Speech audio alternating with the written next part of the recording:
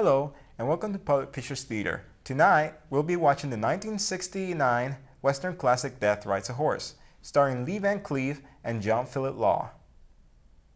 Death Rides a Horse was one of the many spaghetti westerns that were made after the success from A Fistful of Dollars in American cinemas.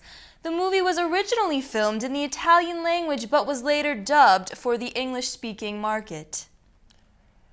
The original title of the film was Duel in the Wind. Van Cleef came out with the Italian title, discussing the movie with John Philip Law, who saw the film as a man-to-man story. Van Cleef remarked, "Why don't they call it From Man to Man?" The Italian producers liked how it sounded in Italian, so they used it. Then the film was subsequently retitled Death Rides a Horse in English-speaking markets, which Law said that he never liked. This film fell in the public domain because although it had a copyright notice, it was never actually registered for copyright. Please enjoy Death Rides a Horse here on Public Pictures Theater.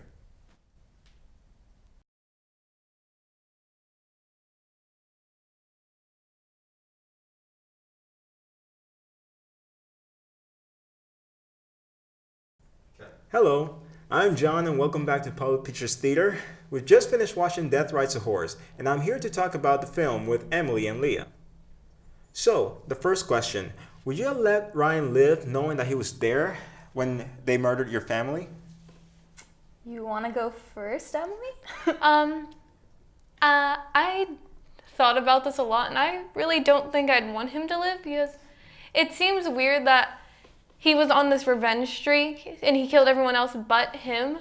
I don't know if it's because Ryan said that he didn't come till the end, so he couldn't stop it anyway, but I really don't think I would have wanted him to live either way. But at the same time, it felt like he didn't want him to live either because did he even leave him with a horse? I didn't think he did. No, in some parts he actually just took the horse and left it like 10 miles. So pretty much At the end, though, he did leave him the horse. Oh, he did? Yeah. Oh, never mind then. Yeah. At the end, it was just all finished. He didn't have to follow him or anything. Yeah, how about you? How do you feel? So, I don't think he should have killed him, which he didn't, which I was happy about, because he didn't do anything actually. I mean, he was there, but like he said, he showed up late, and then by the time he got there, it was too late to stop it. So, and then he did try to help him because he brought him outside the house so he didn't die in the fire. And that is a good point, actually. It is. I think I'd still be very, on the fence about it, though. That's true. And I'm sure he was still on the fence about it. I mean, I feel basically that I wouldn't kill him because even though he was there, he wasn't really actually there the moment they were getting killed. He was somewhere else. Even though he arrived late and he could have been there to kill him. What my point is that he's basically saved my life. So that should basically show something that maybe he should be forgiven, but he's not entirely not guilty of what his gang did. So, yeah. But I don't think that he deserved to die for what he did. He did do a good thing, and if he saved me, then that should be something that I had to consider. He didn't kill me like the rest would have done. He actually protected me. So yeah. All right. So the next question is, whose revenge was more satisfying, Bill's or Ryan's? Definitely Bill's. Bill's. Definitely Bill's. Yeah, because he had to sit there and watch his whole family die in one night. His mom, his dad, and his sister.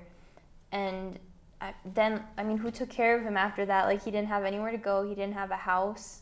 It was burned to the ground. I don't even know how he survived after that, but he did. I'm gonna definitely agree with her.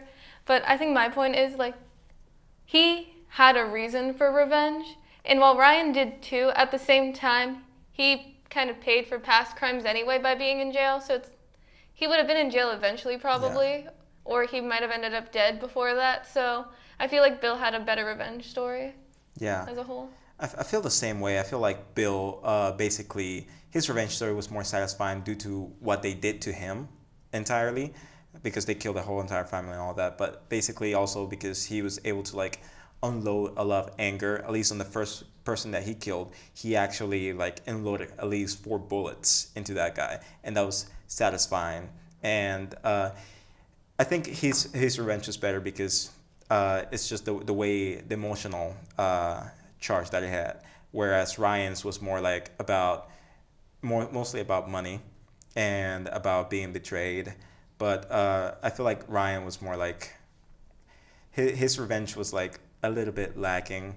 Like it could have a lot more emotion, and plus neither of characters' revenges were also like completely on their own. Like some of them they took some of the characters out, and the other one took the other characters out, so they didn't really get a complete revenge. But they basically they shared it. But I think Bill is the one that has the better one. Mm-hmm. So next question here would be, which mistakes that they did do you think changed the outcome of their revenge? That's a really good question. Yeah. I mean, I don't even think any of their mistakes were mistakes per se, because it led them, I mean, like, the other person always, like Bill and Ryan, if one of them made a mistake, the other person always saved that person. Yeah. So, and then that was like their whole back and forth. So I didn't really see anything as like a mistake. Okay. And I think that as a whole is what brought their outcome to how it is, because if they weren't there to help each other, I think it would have been entirely different. Mm-hmm. And maybe they wouldn't have had, maybe neither of them would have survived that like last standoff, or Mhm. like even have gotten to that point because of their mistakes and how the other one was there to save them. Yeah, I mean, the only mistake I feel like they did was not working together right off the bat on the first try, because I feel like they would have been more efficient in their revenge and quicker if they were actually working together and planning things out together. But they were just like individually going forward and trying to basically slow down the other character. But that's just the way I feel. And so next question here is, so this film is a spaghetti western, as you know. So what elements of this film make it different from American westerns like True Grit or No Country for Old Men? It definitely had more of a comedy aspect to it, because when you watch American westerns, it's always just complete drama, complete seriousness. There's very few like jokes and stuff. Or like if there is, it's not like the same sense of humor that spaghetti westerns have. And the action scenes come off more like comedic in a way, because it's more like overly dramatic in a way in spaghetti westerns, I would think. And it's not as gory sometimes. Yeah. Despite all the shootings and stuff that happen in them. Yeah.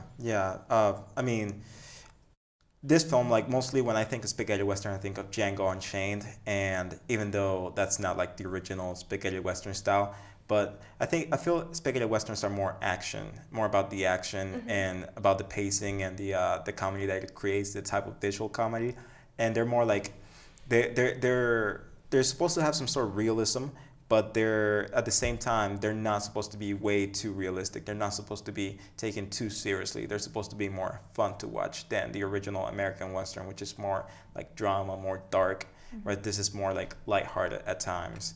What do you think? Well, I think also just like the simple fact that they're shot in Italy, in Italian, with a low budget, so that makes them different in themselves. They're not in English, and I guess a lot of directors in the 60s started going over to Italy to film them there because they didn't have a lot of money to make a western, so spaghetti western. Yeah, and they had to be dubbed and all that in English for the English market. That dubbing though. Yes, sometimes it was very obvious of the dubbing, but sometimes you could see that it kind of worked, but like yeah, it kind of worked sometimes. I mean, they didn't do that much of a bad job in the dubbing. It's jarring at first, but Yeah. then you get used to it. Yeah, you do get used to it.